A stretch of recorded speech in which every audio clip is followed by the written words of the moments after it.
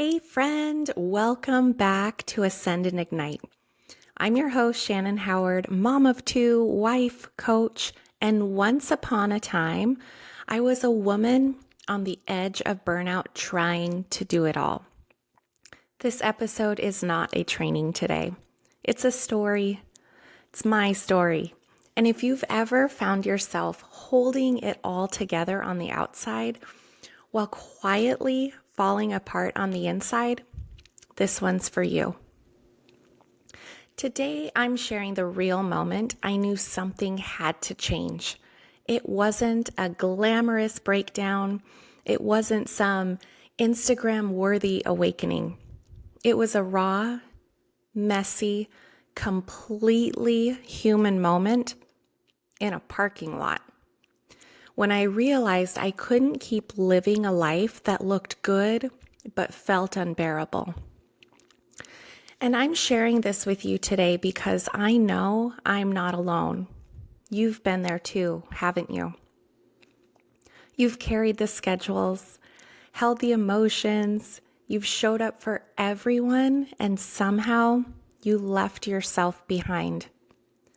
If you feel like you're one dropped ball away from falling apart, if you've been waiting for someone to say you don't have to live like this anymore, this is that moment.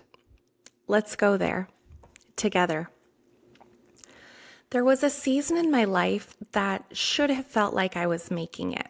I had the job title, the income, the house, the degrees, the family.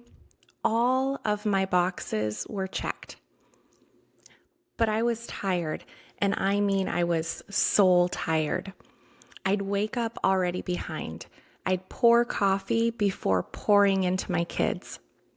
I was running from meeting to meeting, solving everyone's problems but my own. And still, somehow I felt like I was never doing enough. I'd open my laptop again after dinner. I'd send one last email until it was 11 p.m. I'd brush my teeth in silence, wondering why I still felt invisible. And I know I'm not the only one who's felt that. You've probably said it too. If I just get through this week, once this project wraps up, after the next holiday. But it never ends, does it? Because you're holding it all, silently, perfectly, alone, until your body starts keeping score, until your joy disappears, until your family gets what's left of you, not the best of you. And deep down, there's a voice whispering, this can't be it. I heard that voice too, but I ignored it for years until one ordinary day, or so I thought, in a grocery store parking lot, I couldn't anymore. It was just another Thursday. Nothing catastrophic. It's kind of embarrassing to admit that. No crisis, just my normal errands after work. I had a list on my phone, a plan to be efficient as always. I parked my car and I couldn't move. I stared at the steering wheel while my mind buzzed with all the things I needed to do. Dinner, homework, Slack messages, prep for the next day. But my body said no. My chest felt tight, my jaw clenched, and my stomach churned. And before I knew it, tears were falling, not sobbing, not loud, just leaking. Like my soul couldn't carry the weight anymore. And in that moment, alone, exhausted, parked in a parked car, in a parking lot of a grocery store, I whispered something that still shakes me in my core. I can't do this anymore. Not because I was weak, not because I was overly dramatic, but because I had finally reached my edge. Silently, steadily, slowly. It wasn't just one thing either. It was everything. The years of people pleasing, the internalized pressure to be perfect, the fear of being seen as less than, especially as a woman in corporate America. And I realized I was surviving a life I had built to impress others. But that life no longer aligned with who I was becoming. That moment, that was the unraveling. But it was also the beginning. Now, I didn't have a grand epiphany that night. That would have been amazing. I didn't march into work the next day and quit. I didn't book a solo trip to Bali and find myself. But I did make a quiet promise to myself. No more abandoning me. No more saying yes out of guilt. No more hiding how I really feel. No more chasing approval while betraying my body and mind. I realized that if I wanted to model strength, true strength for my kids, I had to stop confusing exhaustion with excellence. If I wanted to lead others, I had to start leading myself. That meant redefining success.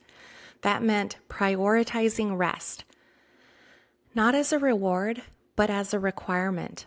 That meant getting crystal clear on what I actually wanted, not just what looked good on paper. That moment in the car cracked me open, and it gave me a choice. I can stay on autopilot, or I could start creating something different. And friend, that's why I built this business. So no woman ever has to wait until she breaks just to feel seen. If you're listening and nodding through tears, if you've been feeling the signs, but you just keep pushing them aside, if you're tired of being strong for everyone and still feeling unseen, let this episode be your mirror. You don't need to wait for a breakdown to deserve a breakthrough.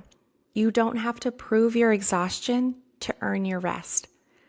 But you do need to make a decision. You need to choose yourself, to hear your own voice again, to stop doing it alone. Because healing isn't meant to be a solo act. Transformation doesn't happen in isolation. That's why I created the Clarity and Confidence program, to help women like you come back home to themselves, to lead without burning out, to build a life and career that actually feels good. And the very first step, it's free, it's gentle, and it's ready for you now. Go to www.shannonhoward.net and grab your free stress-free leadership toolkit. Inside, you'll get the exact tools I wish I had that day in the car, in that parking lot. You'll get simple boundary scripts, a guide to reclaim your time, a confidence reframe strategy, and permission to stop living on autopilot. It's not just a download, it's a door. And if this episode felt like I was talking to you, I was. Please share it with another woman who's quietly unraveling. Leave a review. It helps us reach more women who need this message. DM me on Instagram at Burnout to Balance Method and tell me what resonated the most. You don't have to burn it all down to begin again. You just have to stop abandoning yourself. And I'll be right here holding space for your rise. Next Tuesday's episode is going to shift everything. Are you leading or just managing? It's a conversation every woman in leadership needs to hear. I love you. I see you. And your clarity is coming. With all my heart, have a great day.